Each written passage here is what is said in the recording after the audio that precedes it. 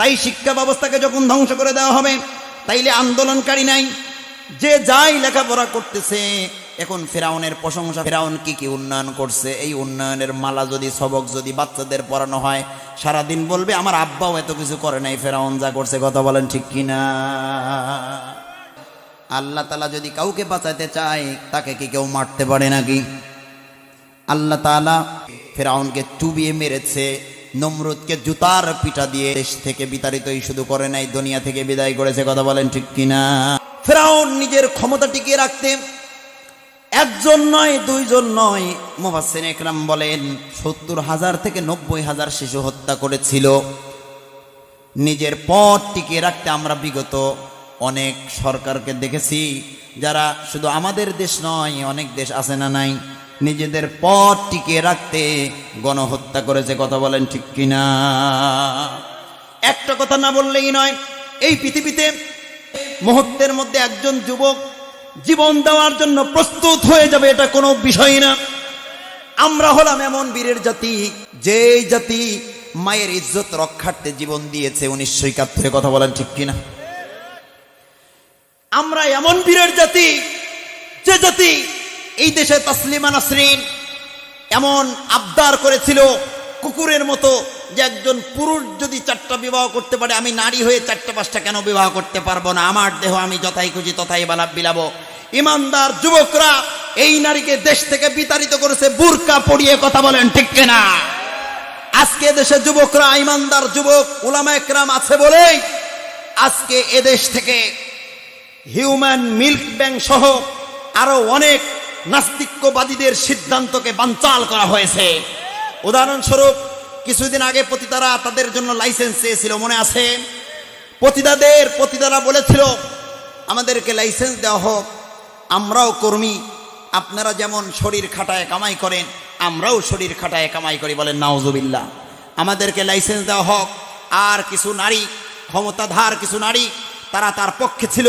আসলে ওই নারীও শরীর বিলায় বেড়ায়, তাই ক্ষমতা দিয়ে তার পক্ষ নিয়েছে। কথা বলেন ঠিক কিনা? অন্যায়কারীর পক্ষ ওই ক্ষমতাশীল নেয়, যেই ক্ষমতাশীল ওই অন্যায়ের মধ্যে জড়িত, কোনো সন্দেহ নেই। কথা বলেন ঠিক কিনা? আমরা তো সেই বীরের জাতি, যে জাতি ৭১ একবার মায়ের সম্মান, বোনের ইজ্জত রক্ষার্থে জীবন দিয়েছি, মায়ের ভাষা রক্ষার্থে জীবন দিয়েছি। আরে আমরা যদি ইমান হারিয়ে যাবে এমন পরিস্থিতি আসে, আমরা ভাষার জন্য যদি জীবন দিতে পারি, ইমান টিকিয়ে রাখতেও জীবন দিতে পারি। কথা বলেন ঠিক কিনা? পূর্ব আকাশে যতদিন পর্যন্ত সূর্য উদিত হয়ে পশ্চিম আকাশে ডুববে, এদেশে ইসলাম ছিল, থাকবেই থাকবেই থাকবেই। কথা বলেন ঠিক কিনা? এরপরও যদি না হয়, খতামাল্লাহু আলা কুলুবিহিম, কসম করে বলছি আল্লাহর কোরআনের আয়াত, তাদের এই কথা ভালো লাগবে না যাদের কলবের উপর আল্লাহ মোহর মেরে দিছে। ওয়া আলা সামঈহিম ওয়া আলা বসারিহিম, যাদের কর্ণকুহরে সত্য কথা গেলেও যাদের বোধগম্য আসবে না, যাদের চোখের সামনে সত্য উপলব্ধি হওয়ার পরেও যারা পরিবর্তন হবে না, এদেরকে আল্লাহ মোহর মেরে দিয়েছে। এরা কোশ্চিন কারেও হেদায়েত পাবে না। কথা বলেন ঠিক কিনা? এইবার আসেন যে কথা বলতেছিলাম, আল্লাহ বলেন অনুরিদু আন নামুন্না আলাল্লাযীনা ইসতুদঈফু ফিল আরদি ওয়া নাজআলাহুম আইম্মা। আল্লাহ বলতেছেন আমি ইচ্ছা করলাম। আমার দিকে মনোযোগ দেন, যে যেখানে আসুক তাকানোর দরকার নাই। এটা ক্লাস মনে করেন, ক্লাস জীবনের শ্রেষ্ঠ ক্লাস হতে পারে। এই প্রোগ্রাম থেকে আমাদের নাজাতের ফায়সালা হয়ে যেতে পারে, ব্রেন সঠিক হয়ে যেতে পারে। ব্রেন যদি শুদ্ধ হয়ে যায়, অনেক শুদ্ধ ব্রেনওয়ালা ব্যক্তি এক ওয়াক্ত নামাজ পড়ে নাই, অথচ ব্রেন শুদ্ধ, আল্লাহ তার জন্য জান্নাতের ফায়সালা করেছে। অনেক সাহাবী আছে না নাই? সকালবেলা ঈমান এনেছে, সকালবেলা নবীজির কার্যক্রমকে অন্তর থেকে বিশ্বাস করেছে, আর দুপুরবেলা জীবন দেওয়ার জন্য চলে গেছে, মারা গেছে, এক ওয়াক্ত নামাজ পড়ার সুযোগ পাই নাই, তার জন্য জান্নাতের ঘোষণা করেছেন তিনি কে? তাই আপনি সারা জীবন নামাজ পড়ে শুধু নামাজি হওয়ার পরে অহংকার কিসের? আপনার আকীদা যদি নষ্ট থাকে, ব্রেন যদি নষ্ট থাকে, আপনি যদি মানুষদের প্রতি কুধারণা রাখেন, যাদের প্রতি সুধারণা রাখা দরকার তাদের প্রতি সুধারণা না রেখে তাদের প্রতি যদি কুধারণা রাখেন, তাইলে আপনার জন্য তো জাহান্নাম এমনি অবধারিত। আল্লাহ বলতেছেন আমি একটা জাতিকে নেতৃত্ব দিতে চাইলাম, একটা দুর্বল জাতি যারা দীর্ঘদিন ধরে অত্যাচারিত হতেছিল, এরকম একটা দুর্বল অত্যাচারিত মাজলুম জাতিকে আমি নেতৃত্ব দিতে চাইলাম। এই জাতি কারা জানেন? এই জাতি হলো হযরত মুসা আলাইহিস সালামের জাতি, যারা এত নির্যাতিত হয়েছে এই পৃথিবীতে আমরা ওই রকম নির্যাতিত বিগত 16 বছর ছাড়া আর দেখি নাই। কথা বলেন ঠিক কিনা? কারো গায়ে লাগলে আপনি কথাটা চুপচাপ হজম করে চলে যান, মিডিয়া আছে চিল্লেন না। মাইকটা যদি ঘুরায় দেয় হয়তো আপনি আমার জীবনটা নিয়ে নিবেন, কিন্তু আপনার মান সম্মান কিন্তু সব দফা রফা হয়ে যাবে। নিজের স্বার্থে কিছুই বলবো না। মুসা আলাইহিস সালাম তিনি সহ তার জাতি যখন সর্বোচ্চ অত্যাচারিত ছিলেন, আল্লাহ পাক রব্বুল আলামিন অত্যাচারিত মুসা আলাইহিস সালামের জাতি বনি ইসরাইলকে ফেরাউন প্রতিনিয়ত করে চলেছে। সব কিছুর সাহায্যকারী তিনি কে? আল্লাহ ফেরাউনকে স্বপ্নে দেখায় দিলেন। ফেরাউন স্বপ্নে দেখলো একটা পুত্র সন্তান জন্মগ্রহণ করতেছে। জন্মগ্রহণ করে আমি ফেরাউনের রাজত্ব আমার থেকে তার হাতে চলে গেছে, তার নেতৃত্বে চলে গেছে। ফেরাউন এই স্বপ্ন দেখে পাগল হয়ে গেছে। এবার ফেরাউন তার সেনাপতি হামানের সাথে 1 নম্বরে পরামর্শ করতেছে কি করা যায়। হামান পরামর্শ দিচ্ছে, আমি তো আর স্বপ্নের ব্যাখ্যা জানি না, আগে স্বপ্নের ব্যাখ্যা যারা জানে তাদেরকে ডাক দেন, এই স্বপ্নের ব্যাখ্যা কি হবে। স্বপ্নের ব্যাখ্যাকারীরা ফেরাউনের দরবারে এসে উপস্থিত। সব স্বপ্নের ব্যাখ্যাকারীরা একই ব্যাখ্যা দিচ্ছে, একটা পুত্র সন্তান জন্মগ্রহণ করবে, সন্তানটা মেয়ে হবে না ছেলে হবে।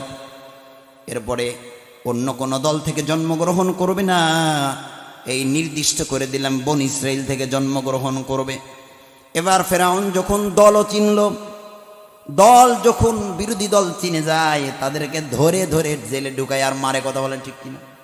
ফেরাউন যখন দল চিনে ফেলেছে, এরপরে ছেলে না মেয়ে তাও বুঝে গেছে, ফেরাউন সিদ্ধান্ত নিয়েছে তাইলে কি করা যায়। এই কথাটা এই পর্যন্ত থাক, মিলাচ্ছি একটু পরে। হামান তাকে পরামর্শ দিল, ভুলবো না ইনশাল্লাহ, টেনশন করেন না। আপনি আপনার পথকে টিকানোর জন্য এত পেরেশান, চিন্তার কিছু নাই। 3টা কাজ করেন, আপনার পথ কোনোদিন হারাবে না। ফেরাউন বলল বল বল। বলে 1 নম্বরে আপনি সরকারি যত পদ আছে, যত পদে ন্যায় নিষ্ঠাবান ব্যক্তিরা বসে আছে তাদেরকে চাকরিচ্যুত করতে হবে, তাদেরকে তাদের পদ থেকে বহিষ্কার করা লাগবে। ফেরাউন বলে কিভাবে বহিষ্কার করব? বলে এটা তো কঠিন কিছু না, তাদেরকে মিথ্যা মামলা তাদের গলায় ঝুলায় দেওয়া হোক, নারী কেলেঙ্কারির মামলা ঝুলায় দেওয়া হোক, বিভিন্নভাবে তাদেরকে হেনস্থা করে তাদেরকে চাকরি থেকে বহিষ্কার করা হোক। ফেরাউন বলে এরপরেও তো কিছু মানুষ থাকবে যাদের দোষারোপ করার সুযোগই হবে না। বলে এই ব্যক্তিদের পরিবারের উপরে চাপ সৃষ্টি করা হবে, আর তারা পরিবারকে বাঁচাতে বাধ্য হয়ে চাকরি থেকে নিজেরাই রিজাইন দিবে। এই পরিকল্পনা মাফিক সকলকে বহিষ্কার করার পরে আপনার আত্মীয় স্বজনদের মধ্যে সব লোকদেরকে সেই পদগুলোতে বসাইতে হবে। আবার আত্মীয় স্বজন হলেই হবে না, আত্মীয় স্বজনদের মধ্যে যাদের চিন্তা ধারণা আপনার চিন্তার মতো নাপাক, যাদের রক্ত আপনার রক্তের মতো নাপাক, এই মার্কার লোক হওয়া লাগবে। আত্মীয় স্বজন হলেই তো আর মানুষ তারা সবাই খারাপ হয় না। কথা বলেন ঠিক কিনা? আত্মীয় স্বজনদের মধ্যে ভালো লোক আছে না নাই? নবীর আপন চাচা কাফের, আর ওই আবুল আহাবের আপন ভাস্তি বিশ্ব সেরা নবী, তাইলে একই বংশের মধ্যে শ্রেষ্ঠ লোক সবচেয়ে নিকৃষ্ট লোক হতে পারে কি পারে না? এই জন্য আলাদা করে ভেঙে ভেঙে বোঝায় দিচ্ছে আত্মীয় হলেই হবে না, আত্মীয় তো হওয়াই লাগবে। এরপরে আত্মীয়র মধ্যে যাদের চিন্তাধারা নাপাক, ছোটবেলায় থেকে বদমাইশ, এদেরকে বসাইতে হবে। তার সিদ্ধান্ত অনুযায়ী করে ফেললো তা। মিথ্যা মামলা, পারিবারিক চাপ, বিভিন্নভাবে তাদেরকে সরায় ফেললো। যারা সরতে রাজি হলো না তাদেরকে মেরে ফেললো, যে কোনোভাবে পদগুলোকে খালি করে নাপাক লোকদের বসায় দিল।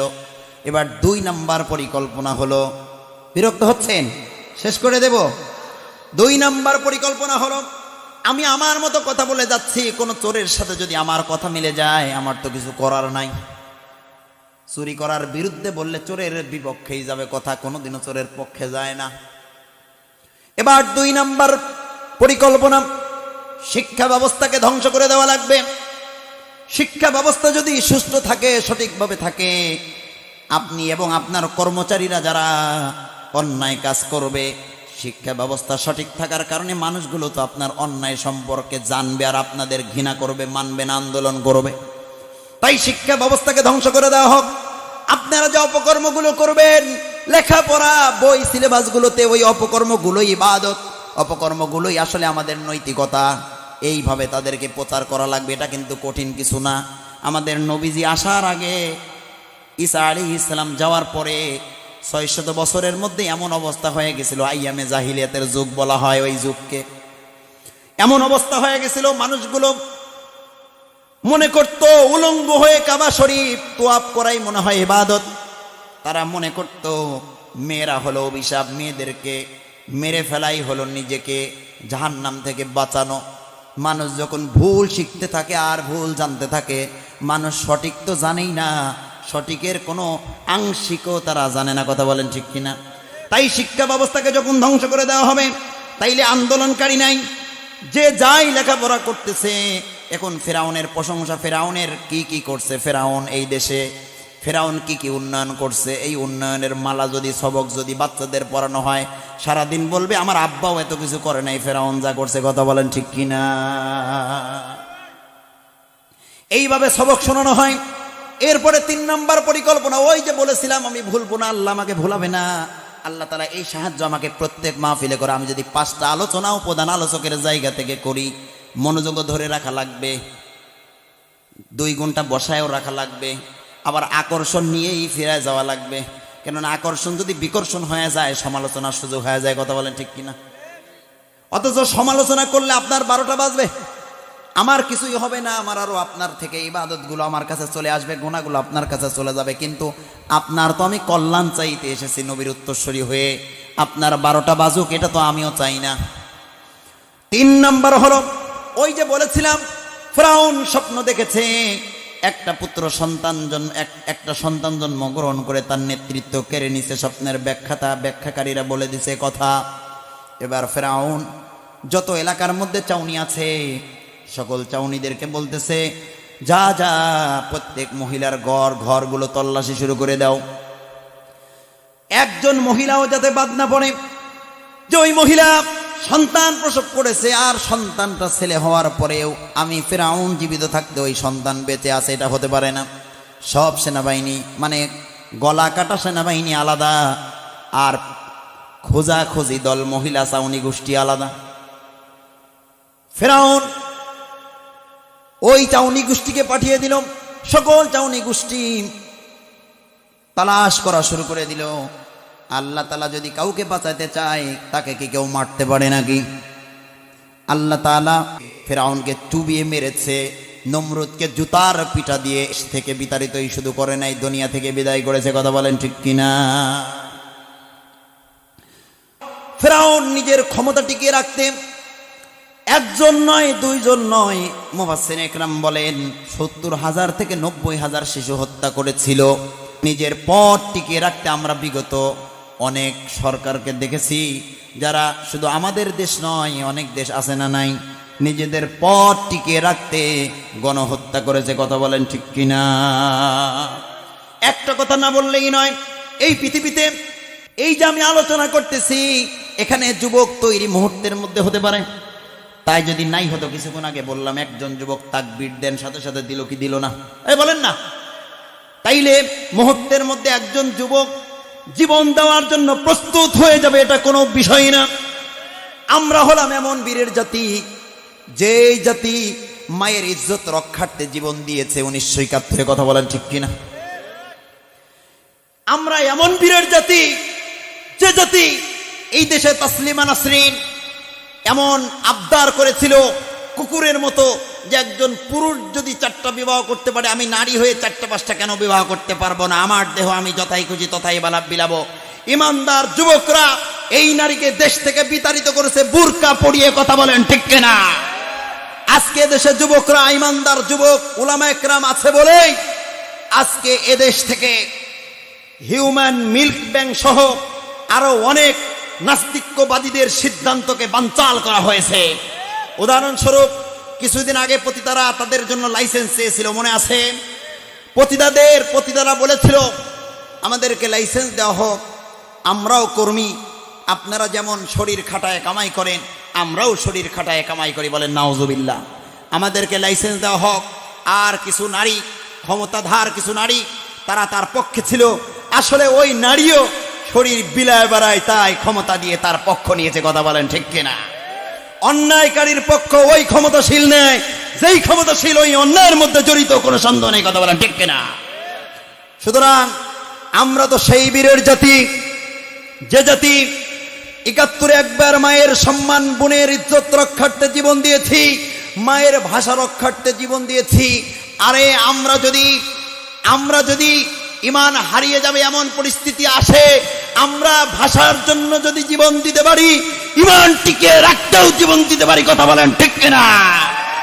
পূর্ব আকাশে যতদিন পর্যন্ত সূর্য উদিত হয়ে পশ্চিম আকাশে ডুববে, এদেশে ইসলাম ছিল, থাকবেই থাকবেই থাকবেই, কথা বলেন ঠিক কিনা? নারায়ে তাকবীর।